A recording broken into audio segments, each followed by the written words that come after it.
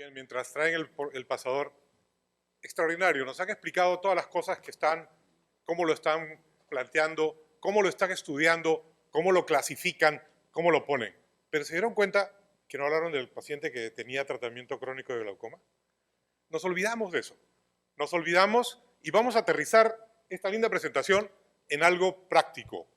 Lo que hacemos todos los días nosotros. Lo que hace glaucoma, lo que hacen todos los médicos, el oftalmólogo general, ve pacientes con glaucoma, ve pacientes con tratamiento crónico y muchas veces nos olvidamos de que hay una superficie ocular. ¿Cómo aterrizar esto tan bien estructurado, tan bien hecho, tan bien planeado en nuestro día a día? Y aquellos que hacemos glaucoma y hacemos imágenes, nos encantó ver esta posibilidad porque podemos traer a nuestro trabajo diario una alternativa. Cuando ustedes se sientan con un paciente y le dicen, les voy a examinar si ustedes tienen ojo seco, ¿qué hacen? Lo van a ver a la lámpara de hendidura, le van a poner, como hacemos todos, todas las tinciones posibles, le van a poner su WAC 40 para ver su Schirmer, le van a poner esto, le van a decir, le van a hablar, y el paciente va a decir, ¿qué me hicieron? Me hicieron la consulta común y corriente que todo el mundo me hace. Entonces, tenemos tecnología para cambiar esa pequeña cosa. No está mal lo que estamos haciendo, está bien lo que estamos haciendo, pero hoy que necesitamos evidencia de nuestro trabajo, porque el paciente está consultando al doctor Google y después la segunda opinión en Yahoo. Y cuando viene con nosotros, nos dice, bueno, ¿y esto es lo que me ha hecho? Entonces, una de las cosas que encontré yo sumamente interesante en este dispositivo es el hecho que yo puedo tener evidencia, que puedo grabar, que está más... Ahora, obviamente depende del operador para interpretar las cosas, pero yo tengo una evidencia que puedo ver en el futuro, puedo contrastar, puedo explicarle al paciente, y eso creo que es lo que a nosotros como médicos nos interesa, que el paciente nos entienda que estamos haciendo algo, que tenemos un punto de base y que ahí vamos a entrar. Entonces, ya nos dijeron que es una enfermedad multifactorial, que tenemos una serie de cosas, está perfectamente dicho, no voy a repetir más esto, pero ¿qué pasa en una consulta típica de glaucoma? ¿Ah? Nosotros lo que queremos es la calidad de vida del paciente, básicamente. En todos los simposios de glaucoma se habla de eso. ¿Y qué pasa? ¿Cómo está usted, señor Pérez? Primer día. ¿Y el paciente? No sé. Viene muy bien. Está con baleato y tibolol, tiene un problema de disnea, está tosiendo, nos viene y nos dice, oye, y está bajo tratamiento. La segunda pregunta que siempre le hacemos, ¿cómo creen que están sus ojos en este momento? Y nos encontramos, nunca ha estado mejor. Y lo vemos perfectamente que nos está describiendo una enfermedad de superficie ocular, que básicamente está relatada al tipo de medicamentos que está usando y la cronicidad que está teniendo. Y la otra, no sé qué pasó, algo dice. ¿Cree que la medicación de glaucoma interfiere en su vida diaria? Y la respuesta es, está bien bajo tu calor. No, claro que no, dicen. Por supuesto que no. Esto se va a poner feo. Sí, se pone feo todos los días en el paciente. Homero no le falta razón pensar que alguien que tiene medicación crónica siempre está viendo. Pensemos y pongamos en el lado del paciente. El paciente está recibiendo y quiere que nosotros le demos calidad de vida con el tratamiento y con el diagnóstico. Muy bien. Entonces, el tratamiento médico es de lejos la primera opción, el glaucoma de ángulo abierto. El 80% de los glaucomas son tratados médicamente. Y la mayoría tienen un tratamiento continuo y crónico. Siempre pensamos en la presión intraocular y nos olvidamos de la superficie ocular. Piensen, siempre ustedes van a ver el lado del paciente en cualquier patología crónica que tienen que tratar, en ver cómo solucionan. Pero los daños colaterales, los efectos colaterales a veces se nos quedan un poco fuera del alcance de las manos. Un poco, estamos hablando ahora para poner atención en eso. ¿No corre? A ver, se fue un poco más rápido. La mayoría de los pacientes tienen, perdón, ya lo dijimos esto, los pacientes con glaucoma y aquellos que tienen hipertensión ocular, que tienen tratamiento, tienen una prevalencia de lejos mayor de enfermedad de superficie ocular que los pacientes sin ninguna afectación. Ya lo dijo Stewart en el 2011. Yo creo que me ayudas pasando de ahí porque no llega a esto. Ambos, o sea, ojo seco, enfermedad de superficie ocular y glaucoma es una enfermedad que generalmente se presenta y da manifestaciones con la edad. Entonces hay coexistencia de este tipo de enfermedades y la prevalencia claramente definida por la edad. Hay cerca de un 11% de los pacientes entre 40 y 59 años y el 18% mayores de 80 que tienen prevalencia de enfermedad de superficie ocular. Y les cuento, posiblemente usted está subvalorado. Enfermedad de superficie ocular es quizá la patología oftalmológica más frecuente, menos detectada, menos tratada y que menos caso le hacemos. Y los pacientes van inclusive a la farmacia a pedir una gota y en vez de darle una lágrima o darle algo, le dan un antibiótico o un corticoide y, bueno, están haciendo las cosas inadecuadamente porque no tienen un adecuado diagnóstico. Y vemos si los pacientes llegan de esta manera a la consulta de glaucoma. Y el 66% de los sujetos con enfermedad de superficie ocular grave, miren qué casualidad, tienen glaucoma. Porque es el caldo de cultivo para que se dé este tipo de alteración. Y la prevalencia, obviamente, del glaucoma aumenta con la edad. Estamos encadenando toda esta información y nos estamos dando cuenta que nos habíamos olvidado algo en el glaucoma, que habíamos pensado en bajar la presión, en preservar las capas de fibras, en preservar las células ganglionares, y no pensamos en el ojo seco. Quizá esto nos pueda ayudar a verlo con otra forma de enfoque y qué podemos nosotros aportar en la calidad del paciente. El 60% ya dijimos tienen síntomas de afectación de la superficie mayores proporcionalmente al número de fármacos utilizados. Y ahora, miren, yo veo en casa pacientes que tienen 18, 19 o 20 y ya comienzan a darle, hacen un fondo de ojo y comienzan a darle tratamiento. Hay un montón de pacientes que son falsos positivos o falsos negativos de glaucoma y reciben tratamiento inclusive sin tener el diagnóstico claro. Y eso lo vemos en todos nuestros países y no es novedad. Megapapila en nuestra raza es prevalente y nosotros somos una generación que ha sido enseñada a diagnosticar glaucoma viendo el fondo de ojo. Entonces, muchas megapapilas van caminando por la calle, van teniendo tratamiento con antiglaucomatosas y están teniendo alteración de la superficie ocular. El 52% de los pacientes que tienen gotas antiglaucomatosas con preservantes, y ahí viene lo que nos estaban explicando muy bien anteriormente, que da disfunción de la película y fue mayor con estos pacientes que usan 2 gotas por separadas. Por eso la tendencia a no preservantes y la tendencia a una medicación que vaya acumulando. Y también solo con beta bloqueadores, olvídense de que tengan preservantes. El beta bloqueador por sí mismo produce una disminución de la secreción lacrimal y nos da el problema. Todo eso está estudiado. Lo único que hemos hecho en este caso es toda esa información científica resumirla. 60% alteraciones compatibles con enfermedad de la superficie ocular, 67% estabilidad, alteraciones en la estabilidad de la película lagrimal, un break-up time reducido, 47.5 osmolaridad de la lágrima superior a 3,08, valor límite entre los valores que nos estamos dando, los que hemos estado manejando en el tiempo desde el primer día hasta el segundo, ¿sí? Y estamos viendo que esas enfermedades de superficie ocular está subvalorada. ¿Qué hacer? ¿Encontrar esto? No, tratar de prevenir esto en los pacientes. Ya nos dijeron que la hiperosmolaridad induce la apoptosis, a la inflamación, otros factores evaporativos. Ya les dije que el maleato etimulol por sí mismo disminuye la secreción acuosa. Los preservantes, maleato etimulol, preservantes, no solo ojo seco, picazón, fotofobia, otras molestias. ¿Saben qué?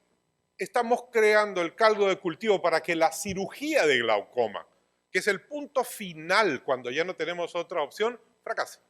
¿Por qué? Cuando tenemos que hacer una trave, cuando tenemos que hacer otro tipo de cirugías, ¿dónde vamos a actuar? Vamos a actuar en conjuntiva, vamos a actuar en limbo, vamos a entrar en córnea, vamos a entrar en el trabéculo y estamos creando, si no lo controlamos adecuadamente, nuestro fracaso en la cirugía de glaucoma.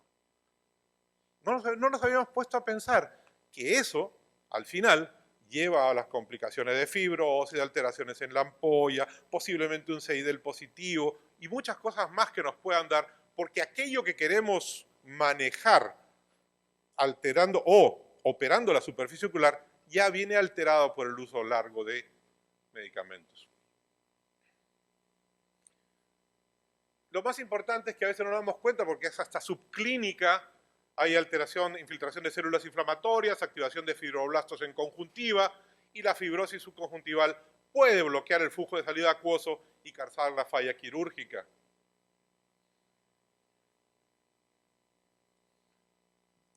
Cuando tenemos la terapia crónica con los pacientes con glaucoma, a diferencia del grupo sin preservantes, se ve que disminuyó la densidad de células epiteliales superficiales, aumentó la densidad de las células epiteliales basales, activó los queratocitos estromales y aumentó el número de nódulos, disminuyó el número de nervios subbasales que presentaban una mayor tortuosidad. Miren todas las alteraciones que tenemos con la medicación en los pacientes con glaucoma. Blefaritis, queratitis punteada superficial, alteración de las glándulas de meibomio, fueron mayores en pacientes con tratamiento de glaucoma, especialmente en largo plazo. O sea, no sé qué argumento más poner, porque son ya repetitivos, de que estamos frente a una enfermedad de superficie ocular y no solo a glaucoma, por lo tanto nuestro enfoque tiene que ser multifactorial. No queremos seguir viendo esto, de hecho lo vamos a seguir viendo, pero tenemos que tratarlo adecuadamente. Y una de las cosas que más nos quejamos cuando hacemos glaucoma es el compliance, el mal seguimiento de los pacientes.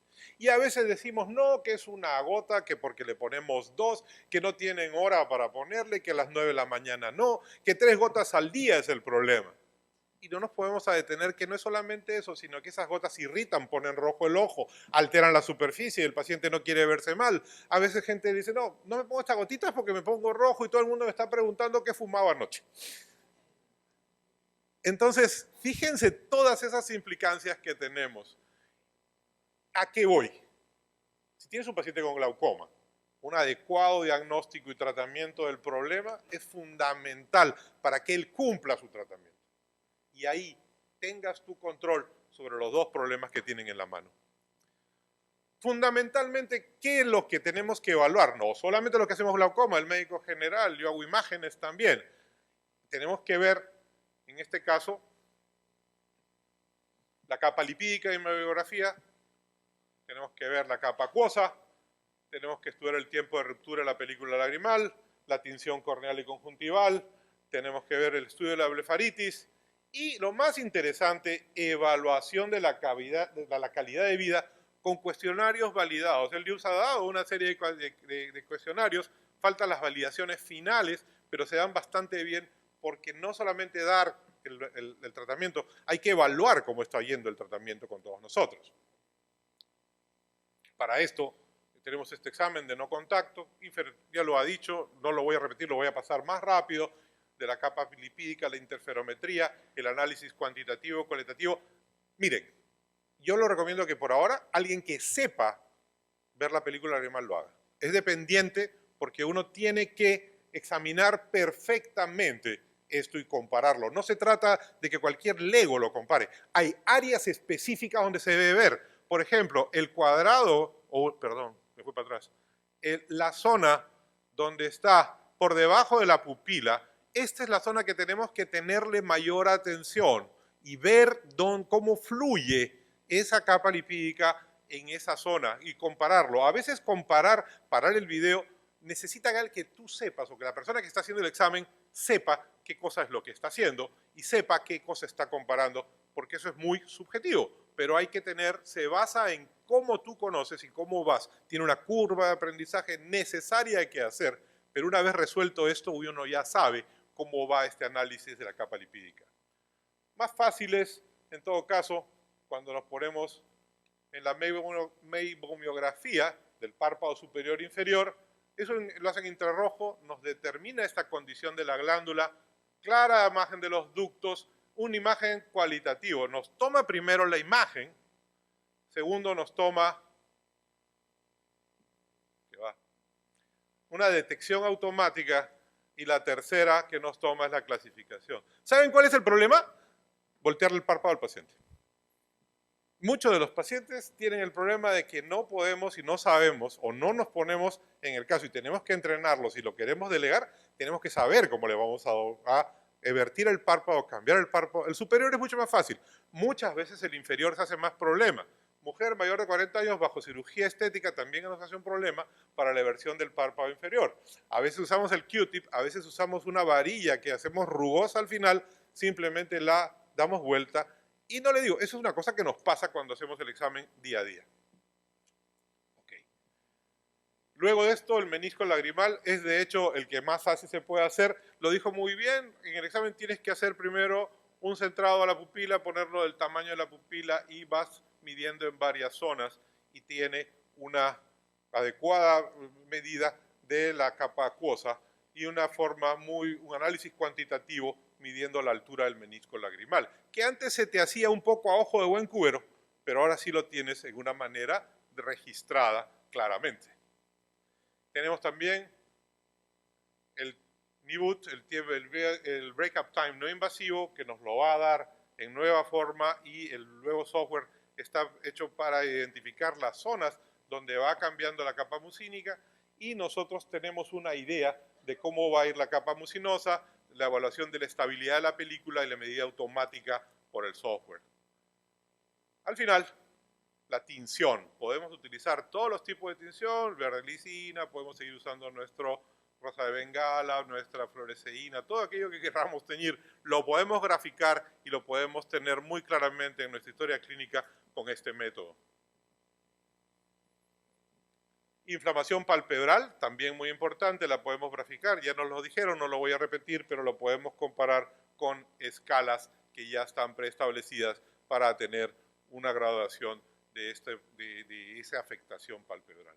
Los cuestionarios son importantísimos y nos olvidamos. El DU5, el DUQ5 nos sirve, está en inglés, lo podemos pasar en español, ya creo que hay la versión en español, y lo podemos también, muy importante, tener cuestionarios como, ¿qué pasó? ¿No corre? Como el índice de enfermedad de superficie ocular, que también nos va a servir para validar cómo está yendo nuestro paciente. Y los cuestionarios, sabemos que ese índice de satisfacción aumenta con terapia máxima en glaucoma, o sea, la insatisfacción, hay factores psicológicos, hay una serie de cosas o ambientales, dónde vives, si vives en Ciudad de México, si vives en Cancún, la humedad es diferente, si vives en Lima o si vives en Arequipa o estás en altura, hay que hacer nuestra propia experiencia, porque generalmente tenemos una experiencia que nos viene de otro lado. ¿Es difícil? Sí, pues, pero ahí también viene el arte de la medicina. La medicina no es matemática, la medicina es un arte y tenemos que aprender. Muchas veces me sorprende a mí seguir a pie con puntillas todos los artículos publicados. Ahí nos vamos al otro extremo. Nos vamos a la superciencia, cuando en realidad la práctica es muchísimo más importante.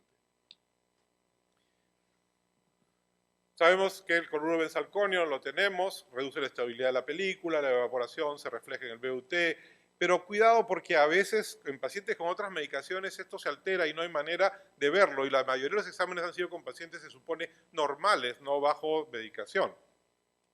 Una alternativa, por favor, si puede pasar esto, recién diagnosticado, yo les digo, el consejo, en pacientes con glaucoma recién diagnosticado bajo tratamiento, valoren el estado de la superficie ocular. Si hay algún trastorno, tratamiento complementario destinado a su mejora. Las herramientas que les hemos mostrado nos van a tratar de identificar cuál es el déficit, si es mucinoso, si es acuoso, si es lipídico, y podemos evitar que no incumple el tratamiento. Si al final no tenemos, por favor, si al final no tenemos respuesta y el paciente no tolera los medicamentos, en glaucoma tenemos la alternativa del SLT, que nos ha ido muy bien. Aquel que tiene un SLT y comienza a usarlo se vuelve fanático porque los pacientes van muy bien, las presiones bajan increíblemente, el paciente no depende de las gotas, depende de uno.